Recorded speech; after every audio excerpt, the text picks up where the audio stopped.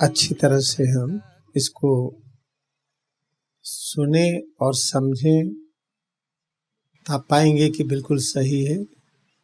जो भी हमारी इच्छाएं हैं, जो हम प्रार्थना करते हैं, वो पूरी प्रार्थना स्वीकार होती है। लेकिन प्रार्थना हम 100% भक्ति में करें।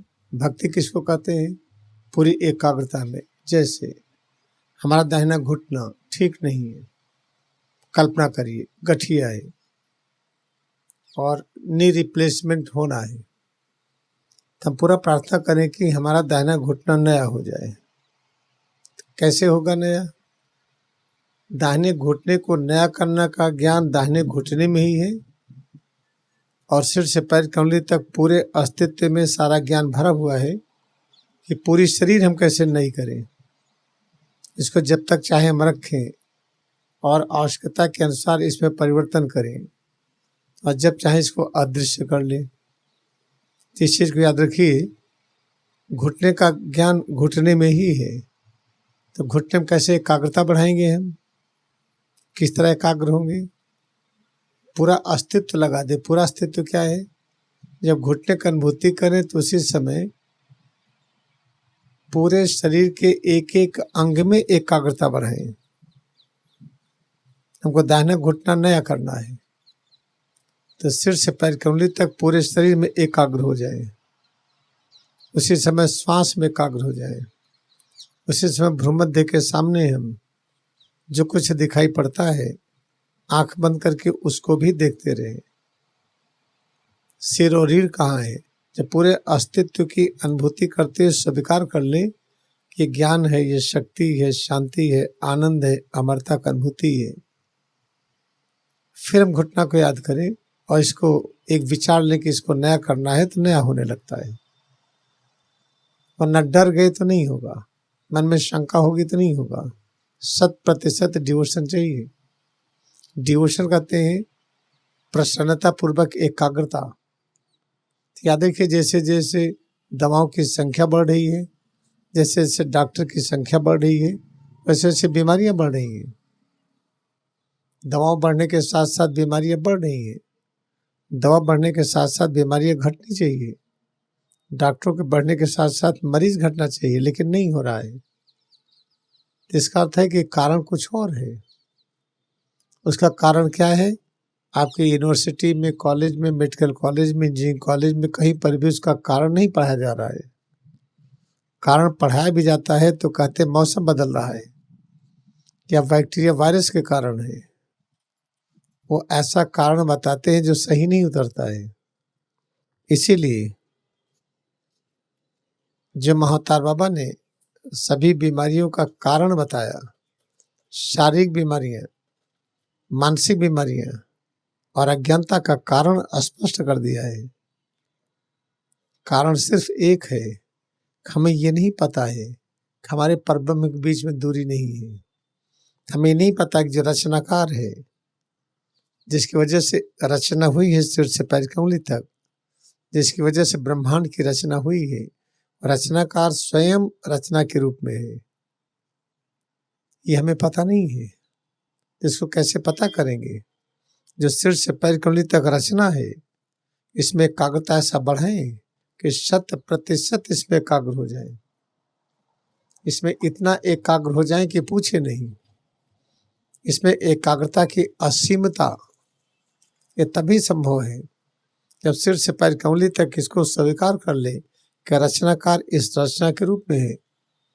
रचनाकार का जो नाम है परम ब्रह्म है, निराकार भगवान है। ये है रचना का नाम। रचना का नाम है निराकार परब्रह्म भगवान। तो वही सिर से पैर की उंगली तक प्रकट हुए हैं। इसको याद रखिए बहुत अच्छे तरीके से। इसको याद रखेंगे तो आपका घुटना नया हो जाएगा। शंका होगी तो नहीं होगा। बहुत जल्दी में हमारा जल्दी हो जाए तब भी नहीं होगा। इसके धैर्य अनंत चाहिए, चाहे जब होगा होगा अवश्य, ये मान के चलिए तो घुटना नया हो जाता है। अब जैसे इतनी चीज आपने सुन लिया कि रचना का रचना के रूप में है, हमें रचना की संपूर्ण जो बीमारियां हैं वो सब दूर करना है। इस रचना में जो अज्ञानता है उसको दूर करना है। इसमें मन है, बुद्धि है, हृदय है, जीवात्मा है, सबकी अज्ञानता को दूर करना है। तो सपने में एकाग्र हो गए। अगर इतना ही आप सुन लिए, इसे सुन करके अभ्यास करते रहिए और कुछ न करिए। अभ्यास कैसे करेंगे? बैठे हैं या खड़े हैं या चल रहे हैं, हर समय उठते बैठते चलते फिरते जो अभ्यास करेंगे वो पर्याप्त है वो। लेकिन चूंकि सुन करके अभ्यास करेंगे नहीं तो होगा नहीं। भगवान कृष्ण ने भी अर्जुन को कहा है केवल अभ्यास ही काम देता है।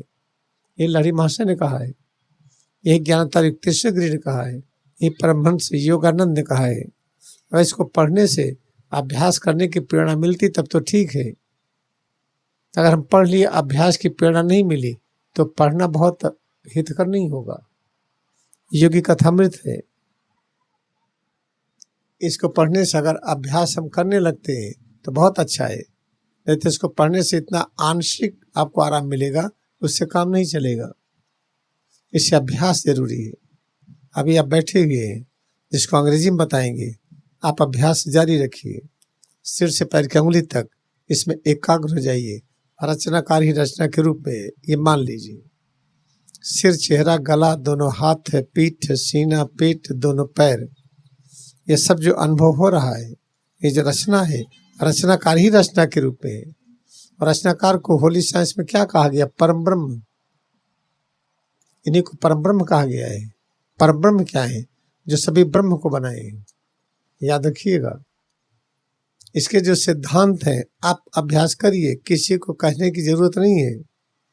एग्जाम्पल है, लाड़ी माँ से अकेले अभ्यास किए, किसी को कहे नहीं। उनके अकेले अभ्यास से देखिए पूरी दुनिया में क्रिया योग फैला है और अपनी पवित्रता के साथ फैले हैं। क्रिया योग में कोई क्वेश्चन नहीं करता कि क्रिया योग सही नहीं है।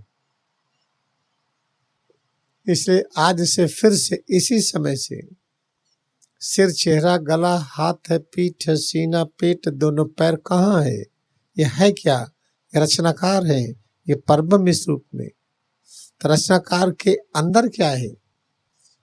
रचनाकार का जो गुण है वही उसके अंदर है। तो रचनाकार का गुण क्या है? वो अमर है, सर्वज्ञ है, सर्वशक्तिमान है, परम शांतिमय है, परम आनंद में है।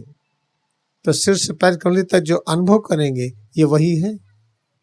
इसका अभ्यास करिए। हमको आप मिल करके इतनी संख्या बहुत अधिक जितने लोग हम लोग बैठे हैं, ये पूरे भारत राष्ट्र को ही नहीं पूरे विश्व को रूपांतरित कर देंगे। एक लहरी माँ से अकेले पूरे विश्व में क्रिया योग कैसे फैल गया? हम लोग इतने लोग हैं।